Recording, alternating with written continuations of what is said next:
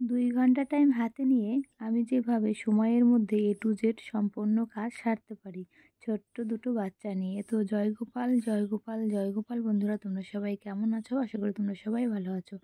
তো শুভ সকাল সবাইকে বলছি। সুন্দর একটা সকালে সুন্দর একটা ভিডিওর সাথে তোমাদেরকে অনেক অনেক অনেক ভালোবাসা জানিয়ে আজকের ভিডিওটা শুরু করছি। তো দেখো, ওই দেখো একটা কিন্তু ছোট্ট লাউ দেখা যাচ্ছে। এটা কিন্তু আমাদের গাছের লাউ। যেহেতু আমি এবার না গাছের লাউ আমি খুব একটা খেতে পারিনি, তার কারণ গাছটা লাগিয়ে চলে গেছিলাম বাবার বাড়িতে। তো বাবার বাড়ি থেকে এসে দেখেছি অনেক বড় হয়ে গেছে লাউ গাছটা। লাউ অনেকগুলো ধরেছে। হ্যাঁ, আমি ভয়েস ওভার দিচ্ছি ভিডিওতে। আর দেখো, বাবুও কিন্তু তার সাথে সাথে কথা বলছে তোমাদের সাথে। তো দেখো, ওইদিকে জানলা দিয়ে জানলাগুলো সম্পূর্ণ আগে খুলে দিলাম, তার কারণ জানলা যদি না খুলি তাহলে কিন্তু ঘরের গ্যাসটা আর কি বেরোয় না। ওই জন্য ঘরের জানলাটা খুলে দিলাম। তো দেখো চারপাশটা কেমন হয়ে গেছে গাছপালাতে আর কি।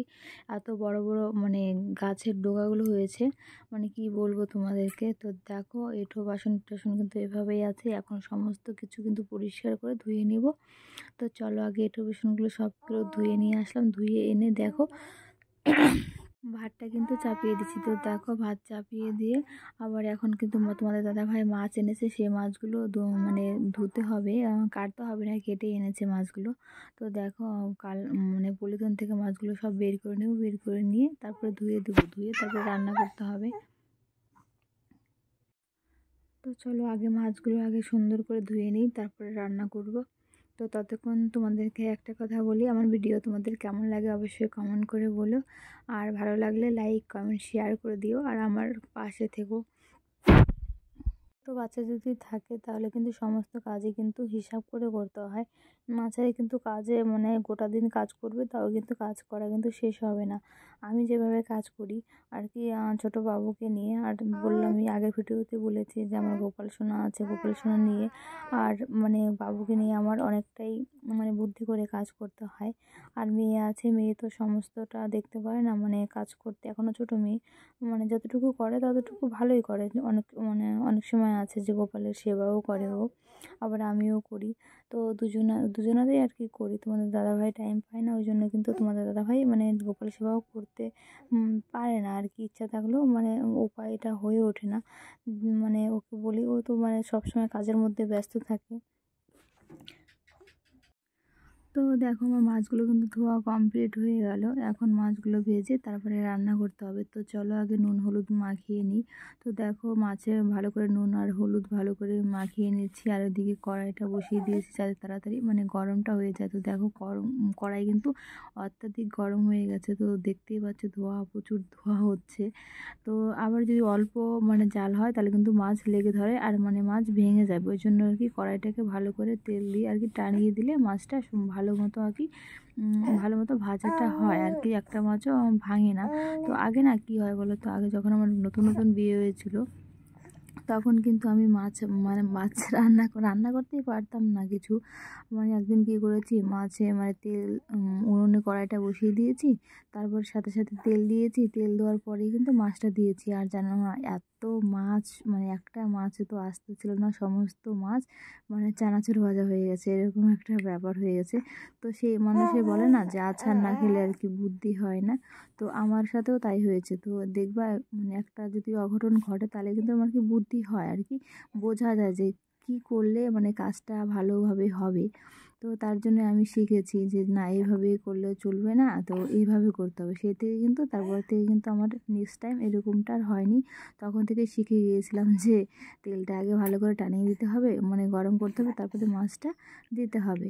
তো চলো, এই দেখো আমাদের তো তোমাদের সাথে গল্প করতে করতে আমার রান্নাও প্রায় কমপ্লিট হয়ে গেছে। তো দেখো, তরকারি রান্না করেছিলাম তোমার বিনস আর সিম আলু দিয়ে। আর করেছিলাম লাউ ঘন্ট, মানে লাউটা কিন্তু গাছেরই ছিল, মাছের মাথা দিয়ে করেছিলাম লাউ ঘন্ট। আর এদিকে মাছের ঝোল। আর কিছুই করিনি, কারণ বাচ্চা নিয়ে সমস্যা হয় রান্না করতে। তো মানে দুটো জিনিসই করেছি, দুটো জিনিসই আমাদের ভালো মতো আর কি খাওয়া দাওয়া হয়ে যাবে।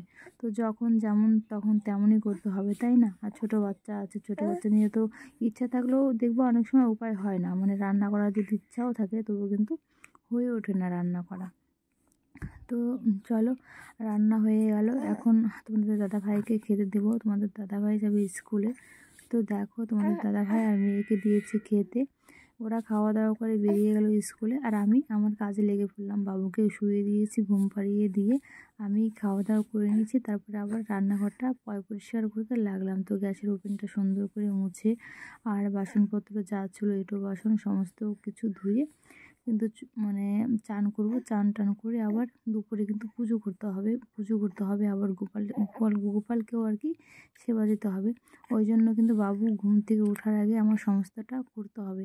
ওই জন্য সব তাড়াতাড়ি করে গুছিয়ে কাজগুলো করছি, যেহেতু আমি একা, আমাকে কেই বা করে দেবে বলো।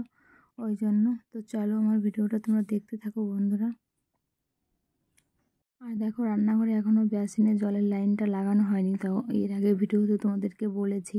আর বেসিনের জলের লাইনটা লাগানো থাকলে কিন্তু মানে কাজ করা আরও সুবিধা হতো, মানে বাইরে যেতে হতো না, বাসনপত্র নিয়ে ঘরেই মাজা ধোয়া করা যেত। তো দেখি কবে লাগানো যায়।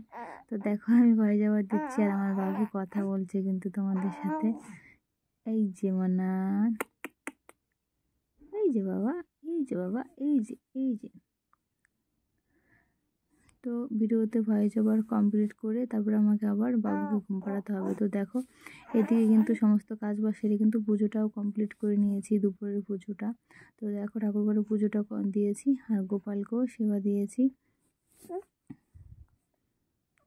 এই দেখো আমার গোপাল সোনা বসে আছে। তো সবাইকে যেন গোপাল সোনা, সবাইকে যেন আমার যে যেখানে আছে আমার বন্ধুরা সবাইকে যেন ভালো রাখে, এটাই চাইবো। তো চলো আজকের মতন এখানে ভিডিওটা শেষ করলাম। টাটা, ভালো থেকো, সুস্থ থেকো।